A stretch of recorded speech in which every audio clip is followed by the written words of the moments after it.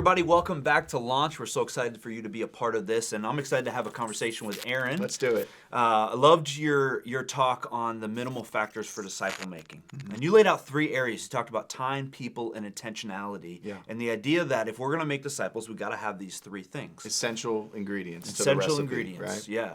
And so I wanted to spend a little bit of time doing a deeper dive into each one of those and maybe hone in on the practical part of that. So if people are watching these and they're going, okay, I love that, sounds great. Yeah. What does that mean for me in my everyday life? And so you start off by talking about the idea of time, which is discipleship takes time. It takes a long time. It takes us changing our perspective. There's no quick fix. And doesn't that just bother us to say it, right? Because Yes. we would love for it to not. Right. There's no Chick-fil-A of time. discipleship. Right. But boy, if there was. If there was, we would be all over it. Yeah. And so I think that's a really important concept to understand. However, it's a challenge, especially for people who are planning a youth ministry, because most of them are working a full-time job. Maybe they have a family. Yeah. How do they leverage and get the most out of the time that they have when it comes to pouring their lives into students? Yeah, that's a great question. I'll just give you one practical idea, something that my wife and I often did when we were student pastors. We would try to identify things that we did every single week anyways in our schedule, and then involve a student in that, right? So like my wife would go grocery shopping for us for many years. It was every Sunday afternoon or Sunday evening, like that was the time. And so she would invite a couple girls to come with her. And so she's spending time doing something she was going to do anyways, but now she's doing it in a way where students are with her. And as you do that, with your life, with your ministry, you're just creating more opportunity, leveraging the time that you have, And so I would try to find times where it's like, hey, I'm taking a road trip here, or I'm gonna go take my little toddler, my son at the time, right? We're gonna go do this, and I'm gonna add another guy into the mix, right? Because I think when we talk discipleship and we talk time, it's not only time spent, like for instance in God's Word, right? It's sometimes it's just time spent together, right? It doesn't always have to feel spiritual, even though it still is spiritual. Like those are disciple making moments. Jared, I used to say to our youth leaders all the time, kids won't usually talk with you about spiritual things until they know they can talk with you about anything. Yeah. Right? So sometimes you have to spend the time just talking about anything in order to get to the spiritual conversations, the discipleship conversations that you really want to get to. Yeah. So maybe if you're going through this process, take an assessment, maybe even write down your schedule and say, what things am I already doing that I could tag on students to be a part of this? And maybe it's, hey, I'm inviting them to sit with me at church on Sunday, or inviting me to go to the grocery store, or whatever. So maybe even pause the video right now and make a little assessment of what am I doing currently that I can invite students to. I had one of my leaders that was he was always fixing his car, right? Yeah, and so he'd invite some guys to come over and be like, we're just going to fix the car. And they actually learn some practical skills while at the same time building a relationship with him. I love that. Yeah. I love that. And I would like to be invited because me too. I know nothing about cars. I was like, you should invite me, actually. The next thing you talked about is the idea of people. And you laid out the concept, which I really loved, is discipleship is life on life. There's no way around that. Yep. And sometimes we get discouraged because you think, well, it's only me. I'm the only one here. And you kind of said, hey, all you need is you. It's one adult, one student, that's enough, and then God will build it from that point on. Yeah. And so one of the questions I had listening to you is, as some of our youth leaders and people watching this video are thinking through, okay, if I want to add people onto this team, and I want to get more adults to be able to disciple more students, what kind of a person should I be looking for? Like, what would be a great youth leader? Or maybe what are some of the things that I should be looking for in my own heart to help me be a better disciple maker? Let me answer it first the opposite way, what you don't need. Okay, right? I'll take that. Okay, so you don't need cool. You don't need young. You don't need super trendy and relevant. You don't need, I know, top 40 and every, current Netflix series, and I'm on every social media platform. Right. I think sometimes we've tried to reduce youth ministry to like, oh, those are the only kind of people that can reach students. So now to your specific question, I say you need someone who's spiritually mature, right? Someone who loves Jesus, and someone who also loves students and is willing, back to our first point, to spend some of their time investing in another student, right? You know what is always relevant in the life of a student? An adult who actually cares for them.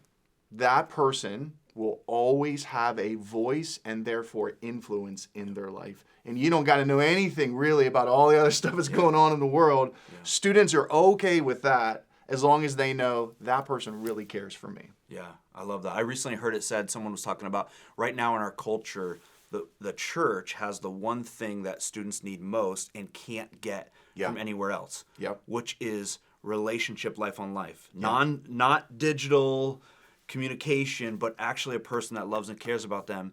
And it's the thing that they want the most. Yeah.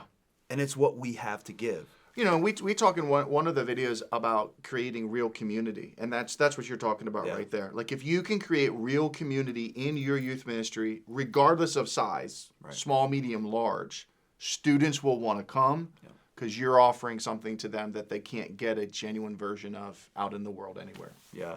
I love that. I love that concept. So, hey, if you're a youth leader and you're feeling inadequate, feeling like I don't have this, I don't have that, I don't know the right things. You're the right person. The good news is you're in the right place and you're absolutely the right person for the job. Yeah. The last point you talked about was the idea of intentionality. And you kind of laid out, hey, when we are thinking about youth ministry and making disciples, there has to be this laser-like focus. Yeah. Discipleship is not a program. It's not a one out of many things that we do. It is what we do, right? It's the focus and intentionality of that. And I think sometimes when I heard you talk about that, I thought to myself, okay, some of the temptation is there's a lot of things that we can do. So how would you encourage a youth leader as they're thinking about all these different programs and ideas and they're maybe looking and going, oh, this person's doing that and that person's doing that. How do they decide and figure out, no, I'm not going to do those things. I'm going to do this. This is what I'm going to focus on. Well, let me just say first, I think it's hard. Yeah. Or it can be hard. It can be really hard because there's a ton of different ideas and there's a ton of different resources you can get your hands on. I think one of the driving questions for my wife and I in student ministry over time became the question of like, what are we doing in youth ministry that will help a student continue to be a follower of Christ 10 years after they've graduated high school? Like, so you and I, as those who are ministering to the next generation, have to be thinking long term. Yeah. Students don't think long term. That's very natural for teenagers. They think here and now, right?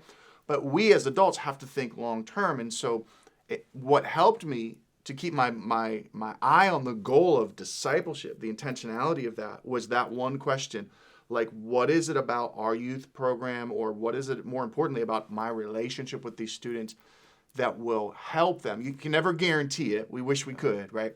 But will help, I guess, raise the odds of them continuing to be a fully devoted follower of Christ years after they graduate. That's the kind of fruit that we want, right? It's nice. It's not the immediate splash. Right. And that's why it's easy to lose the focus on discipleship, because you can do things that create an immediate effect in youth ministry. You get some hype, you get some excitement, you get some energy, you get some numbers, right? Yep. And ooh, that feels really good. Yeah. But that doesn't necessarily mean it's going to translate into long time or lifelong fruit. Yeah. I love that concept. I was sometimes in youth ministry, I think too, when we're getting started, and when I first started youth ministry, we were planting a youth group. We had no kids. And then sometimes it's hard because you look around and you see these other youth ministries, or maybe you go to an event and you're like, wow, they've got hundreds of kids, and you could feel like a failure, or you could feel tempted to, kind of like, what's the program or thing I can do to get there? And that becomes defined as success then. Right. And so I would just say that's actually not biblical success. Yep. Biblical success is a leader, a godly adult, right, having a relationship with a student, helping them become a disciple of Christ, and 10 years after that kid's graduate high school, they're still following Christ. Yeah. Now they're raising kids, their own, godly kids. They're still serving in church. I don't want students to only be involved in our church during the years that they're a student. Right. I want to help them become lifelong members and servers and givers to our church, and even more importantly and deeper than that, lifelong followers of Christ. Yeah, I love that. I had another question about the intentionality piece. If our leaders are watching, you guys are watching right now, you may be thinking, okay, I've got, I'm going to put it in 3 different time spans. So I've got this week. Okay. And the question is, what do I do this week? How do I live intentionally this week? And busy schedules, I could do a lot of different things. What do I do?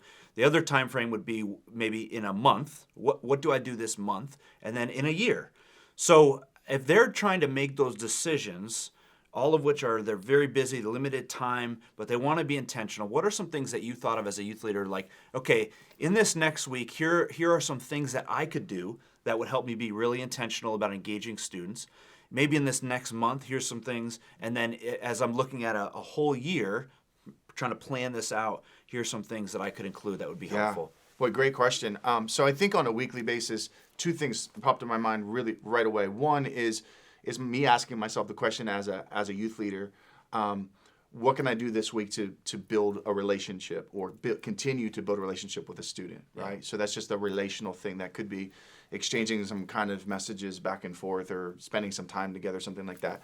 And then second thing that pops in my mind is how much am I praying for the students that I have? Yeah. Right. So I would say that should be a weekly thing that you want to do as a youth leader, whether you're volunteer, part-time, bivocational, whatever. Like I'm every week I'm going to put aside some time. I want to build some relationships, and I'm going to pray. Yeah. And those might be the 2 number 1 things that you do every single week. Yeah. Then once a month. Can I add jump something to that? Yeah. And if let's say you have, hey, we're going to meet on Wednesday night, build that time in that's not that Wednesday night. Like right. Maybe it's a separate day where, hey, I'm going to shoot a text message or a phone call, or I'm going to get on and play video games with these kids or invite them to my house. So it's separate than when we kind of all gather at the church or wherever there is. I just had that exact conversation with a volunteer youth pastor at a church, and we were just talking about, here's the hours when you're at church, and let's talk about like what can you do outside of those hours to build some relationships and spend some time with kids. One of my buddies says, never underestimate the power of a hangout, and I think that's really true. Yeah. That's really true. I think on a monthly basis, then I want to be thinking about things like, God, what are some of the spiritual themes or topics, parts of your word that we really want to head towards as a youth ministry, right? Because I want to be able to hear from the voice of the Holy Spirit, like here's some things spiritually that will really meet some of the different needs that are happening in the lives of our students. Add on to that for me. What would you be thinking on a monthly basis? Yeah, I think monthly it's you could think about, again, the hangout times, but maybe some bigger things. So maybe weekly you can't have students into your home every week, but monthly you could. Hey, once a month we're going to go hiking out to the state park, or once a month. So you can have an opportunity to think, what are some maybe bigger hangout environments, pool parties, something like that would allow you to plan ahead, communicate to students and their parents, and also allow it to work within your life and your schedule. Yeah. Yeah. My wife used to do like stuff like that every year in December, right? Because it was like she'd have a bunch of girls over and they're just making Christmas cookies. Yeah. And it just turned into like an annual tradition or something like that. So just thinking ahead that way with your schedule. As a busy person working a job, when do I squeeze a little bit of time in? That's a great target to do something together, maybe as a group or once something a month. like that. We're gonna do. That's a big great target. Yeah. And I think on an annual basis, as a youth pastor, I wanted to pray for or look for like what are some like spiritual momentum moments in the life of my students, right? So maybe it's a retreat, or it's a camp, or it's a missions experience, and those can happen a lot of different ways. Those can happen with partnering with the district or network that you're in.